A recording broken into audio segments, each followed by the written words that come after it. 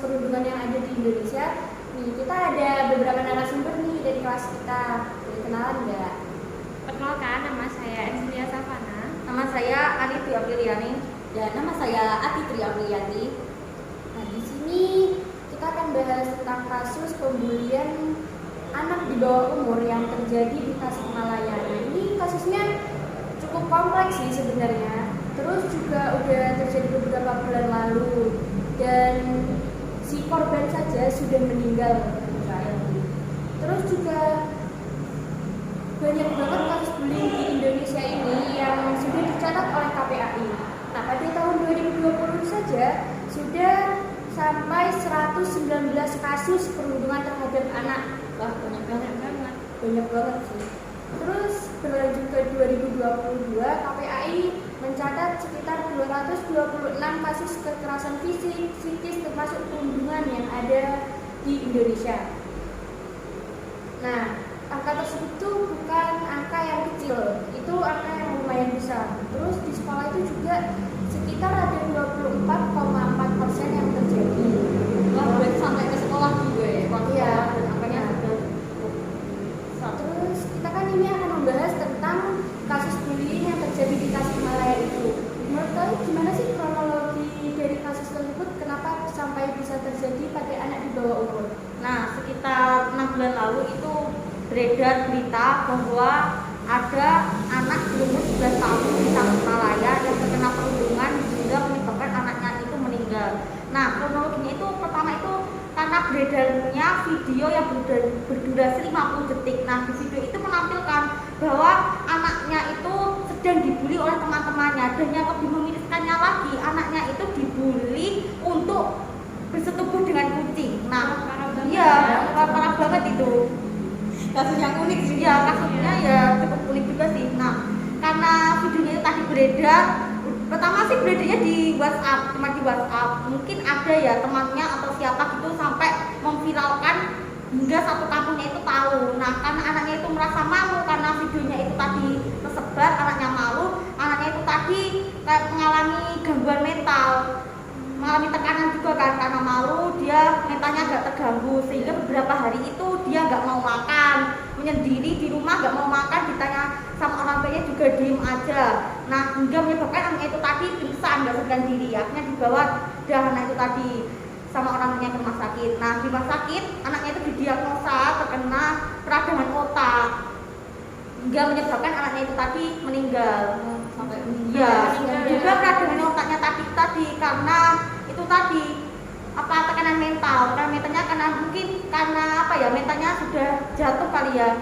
Saking malunya luar biasa malu sehingga itu menyebabkan anaknya tadi terkena mental. Apalagi kan anaknya itu gimana ya, modelnya itu kan menyendiri, nggak bisa bersosial dengan orang tuanya. Apa itu dia itu dipendam sendiri, ya tertutup, apa itu disimpan sendiri, jadinya gitu. Nah, kasus bullying itu kan nggak cuma ujuk-ujuk langsung dibully gitu kan, nggak mungkin. Iya, pasti penyebabnya dari kasus tersebut. Jadi dalam kasus ini sebenarnya penyebabnya itu karena pelakunya itu mudah terpapar konten pornografi. Nah, ya mungkin dari seiring berkembangnya teknologi mungkin ya. Jadi kayak anak di bawah umur itu nggak bisa membedakan konten yang positif dan konten negatif. Mereka sudah terpapar pornografi, akhirnya mereka itu mempraktekkan tindakan seksual itu kepada temannya yang dianggap lemah. Nah, sedangkan temannya sendiri itu sifatnya juga menyendiri, murung, nggak mau berbicara kepada orang tuanya atau konsul kepada guru-guru. Akhirnya terjadilah kasus bullying tersebut. Iya, terus juga kasus bullying itu sebenarnya juga cukup kompleks juga sih, karena itu kan juga menyerang psikologis, terus juga seksual juga kan, fisik. Jadinya termasuknya ini masuk ke kasus pembulian yang cukup kompleks juga sih ini, menyangkut seksual juga. Nah, kita sebagai generasi bangsa nggak bisa dong terus-terusan membiarkan kasus bullying ini semakin tahun semakin bertambah. Kita juga harus mengetahui nih ciri-ciri dari pelaku, dari korban kasus bullying. Gimana sih ciri-cirinya dari korban, dari pelaku menurut kalian itu gimana sih? Nah, kalau untuk pelakunya itu biasanya itu memiliki ciri-ciri dia itu sikapnya itu hiperaktif, terus sering menangis yang berlebihan, sering menentang, terus dia itu ingin menguasai orang lain. Wah, parah Banget. Terus dia itu juga memiliki sikap yang temperamen gitu, gampang marah. Nah, dan juga itu bisa karena rasa iri, karena terus rasa benci, kurangnya empati kepada orang lain. Egois. Ya, egois. Nah, terus dia itu memiliki pemikiran bahwa permusuhan itu merupakan hal yang positif. Ya, hal biasa itu dianggap. Nah, itu makanya kalau manusia itu ya biasa lah itu. Semua itu biasa gitu. Ya, hal biasa gitu. Nah, untuk korbannya sendiri itu biasanya dia itu memiliki ciri-ciri dia itu kurang bersosialisasi dengan orang lain atau biasanya orang culun gitu. Ya, dulu gitu. Gitu ya. Dalam sosialisasi sama kayak anak itu tadi kan. Ya, terus dia itu memiliki rasa trauma, takut gitu sih. Dari ciri-ciri tersebut nggak heran ya, dari beberapa kasus ada yang sampai ingin bunuh diri, sampai bunuh diri dan Karena mungkin saking apa ya, saking depresi, malu, jadinya gitu. Ada juga putus sekolah, nggak mau sekolah karena nanti dia takut nanti kalau sekolah nanti aku dibully gitu. Semoga di kelas kita nggak ada yang ciri-cirinya seperti itu gitu. Terus dari kasus bullying tersebut itu pasti ada beberapa dampak, entah dari pelaku, entah dari korbannya. Apa sih dampak dari kasus bullying tersebut itu? Nah, dari dampaknya itu pertama dia itu merasa ketakutan sosial. Jadi kalau misalkan bertemu orang itu dia takut gitu. Ketemu guru-guru takut, ketemu teman-teman takut. Nah, setelah itu dia itu merasa cemas, khawatir gitu. Terus juga sama malas datang sekolah. Jadi dia itu takut ke sekolah itu. Akhirnya nggak sekolah gitu. Jadi apa terus gitu. Soalnya takut dibully gitu. Ya, ini contoh juga sih buat guru-guru. Kalau misal lagi ngabsen murid-murid kok anak ini kok sering nggak masuk, kenapa? Keterangan itu kenapa itu sebenarnya harus diproses juga anaknya itu kenapa? Berarti kalau anaknya itu punya ciri-ciri yang kayak tadi, ciri-cirinya condong ke korban pembulian. Terus juga kadang itu juga susah tidur. Jadi kalau dibuat tidur itu susah karena pikirannya itu nggak tenang gitu. Ada yang dipikirkan, ada beban pikiran mental sendiri. Ya, pasti dihantui dengan rasa takut. Iya, takut. Nah, kalau dari dampak dari pelakunya sendiri itu nama baiknya itu akan tercemar. Soalnya kan mereka itu udah ada catatan kepolisian gitu. Jadi otomatis masa depannya itu akan suram gitu. Soalnya kan udah pernah ditandai sebagai orang jahat gitu. Jauh juga sama teman-temannya. Oh, anak itu pernah di kepolisian gini-gini kepolisian gitu kan. Terus juga aku dengar nih, kalian kan kemarin udah outing kelas itu kan ya? Kelas. Dari mana aja tuh outing kelasnya? Dari kepolisian, terus ke advokat, terus ke kejaksaan, terus ke pengadilan. Jadi kita itu mencari tahu tentang hukum yang ada di Indonesia. Ya wajar biar kita itu ngerti hukum lah. Biar enggak tujuannya sekolah itu bagus sih, biar kita itu tahu hukum, enggak melanggar hukum. Tuh. Kan kalian udah audit kelas dari mana tadi? Kepolisian, advokat, kejaksaan, dan pengadilan. Terus tentang ini ada sangkut pautnya nih dengan kasus pembulian tadi. Gimana sih dari lembaga-lembaga hukum tersebut menindaklanjuti hal tersebut agar diadili lah, pelakunya itu diadili, dikasih hukuman yang sepantasnya, sewajarnya. Tapi pertanyaannya ini karena si pelaku masih di bawah umur juga kan? Iya, masih di bawah umur. Itu gimana sih dari lembaga-lembaga hukum itu menindaklanjuti hal tersebut? Nah, dimulai dari tingkat kepolisian. Nah, jadi dari tingkat kepolisian sendiri untuk menindak hukum ini menggunakan SPPA. Apa namanya SPPA?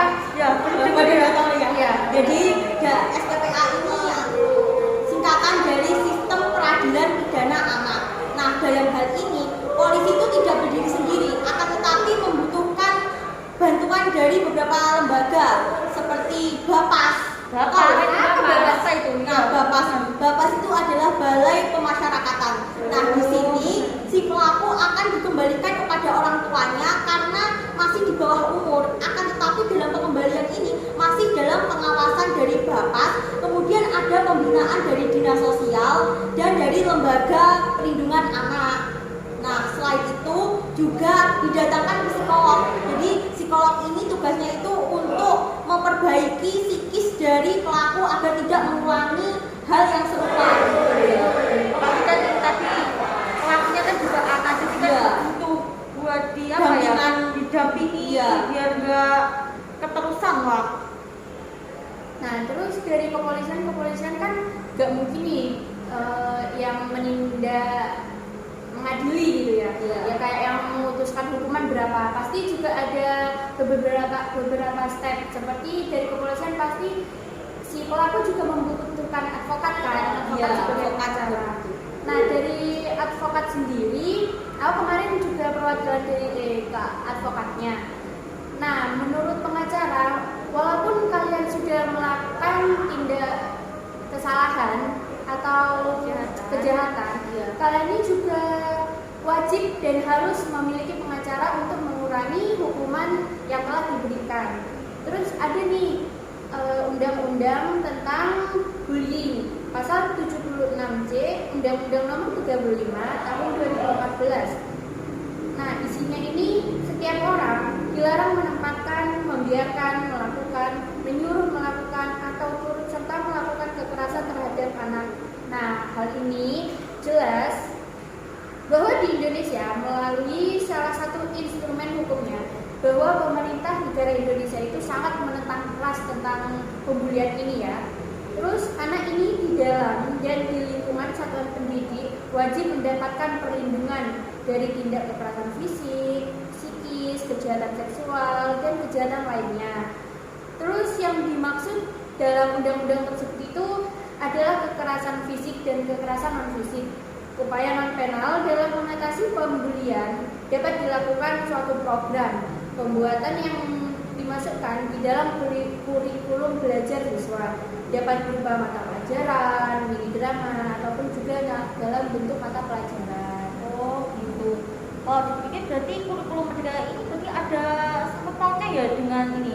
Iya, Kasus ada pembulian sangkut ini berarti pautnya. kan Bagus ya bagus berarti untuk mengatasi kasus pembulian di Indonesia ini. Ya semoga dengan adanya kurikulum merdeka ini bisa membuat generasi selanjutnya lebih baik gitu ya. Terus juga kasus bullying ini lebih condong ranah hukum kemana sih? Hukum pidana atau hukum perdata? Nah, menurut kejaksaan, jadi kalau dibilang condong itu gimana ya? Enggak ada sih, tapi itu bisa dilihat, kasus bullying itu bisa dilihat dari dua aspek. Yang pertama dari aspek pidana dan yang kedua dari aspek perdata. Nah, mengingat bullying merupakan tindakan kekerasan terhadap anak, maka menurut Undang-Undang Perlindungan Anak yang disebutkan tadi, Undang-Undang apa itu tadi? SPPA. Oh iya, SPPA. Dengan makanya agak lupa-lupa dengan namanya. Menurut Undang-Undang Perlindungan Anak, bullying adalah tindak pidana terhadap pelaku bullying dapat dikenakan sanksi pidana berupa penjara paling lama 3 tahun 6 bulan dan denda paling banyak 72 juta. Nah, terus digarisbawahi. Nah, itu tadi kan bilang kalau pelakunya tadi kan dikembalikan. Tapi ini kenapa kok bisa ada sanksi pidana? Nah, sanksi pidana itu diberlakukan jikalau pelakunya tadi tidak di bawah umur, baru diberlakukan tindak pidana yang ini. Terus juga dilihat dari aspek perdatanya itu korban itu bisa menuntut dari segi material atau imaterial terhadap pelakunya itu tadi sesuai dengan pasal 1365 Kitab Undang-Undang Hukum Perdata atau KUH Perdata itu menyebutkan tiap perbuatan yang melanggar hukum dan membawa kerugian kepada orang lain mewajibkan orang yang menimbulkan kerugian itu karena kesalahannya untuk menggantikan kerugian tersebut. Nah, berdasarkan kesimpulannya tadi, uraian tadi dapat disimpulkan bahwa kasus pembulian ini bisa dilihat dari dua aspek, nggak hanya pidana saja, nggak hanya perdata saja, tapi juga pidana sama perdatanya. Kalau pidananya itu lebih ke hukumannya terhadap pelaku, kalau perdatanya itu kayak semacam ganti ruginya terhadap itu tadi, kekerasan dari si pelakunya tadi, tuntutan dari korban. Nah, setelah dari kejaksaan pasti si pelaku diadili. Diadili pengadilan. Ya. Dari pengadilan gimana nih pendapatnya? Nah, untuk kasus bullying yang dilakukan oleh anak yang berusia di bawah umur dapat diajukan ke pengadilan berdasarkan Undang-Undang Nomor 11 Tahun 2012 tentang Sistem Peradilan peradilan pidana anak dan dapat dipidana haruslah anak itu haruslah berumur 12 tahun dan belum berusia 21 tahun dan belum menikah. Nah, terhadap anak yang belum berumur 12 tahun, penyidik dapat mengambil keputusan untuk mengembalikan anak kepada orang tuanya atau wali, atau dapat mengikut sertakan dalam program pendidikan, pembinaan, dan pembimbingan di instansi pemerintahan atau LPKS. Seperti itu sih. Nah, berarti sesuai ya. Itu tadi kan di situ pengadilan menyebutkan kalau masih di bawah umur itu tadi kan dikembalikan. Ya, sesuai sama polisi. Sama kepolisian. Nah, kalau itu umurnya sudah nggak di bawah umur, itu tadi kan ini kena hukuman ini tadi kan. Kena apa itu undang-undang yang ini.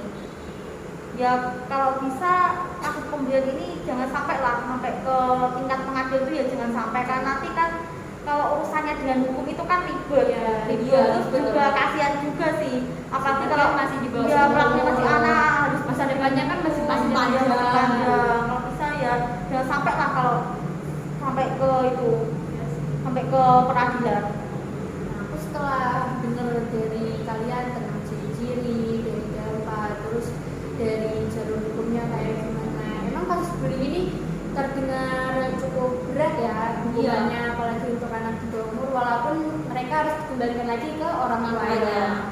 Terus kita nih sebagai generasi bangsa selanjutnya, kita nggak bisa dong ngebiarin ini akan terus berlanjut sampai anak cucu kita selanjutnya. Gimana sih solusi untuk apa ya namanya menangani kasus bullying ini? Dari berbagai tiga dari keluarganya. Yang pertama sih keluarga dulu ya. Kita itu dari orang tuanya kita itu diajarkan untuk saling menghormati kepada orang lain. Itu harus dikasih tahu lah mana hal yang baik, mana hal yang buruk gitu. Terus kita tuh nggak boleh pilih-pilih teman, nggak boleh memandang teman itu dari statusnya atau perekonomian keluarganya. Nggak boleh geng-gengan juga, nggak boleh menghina fisik juga, harus menasihati lah.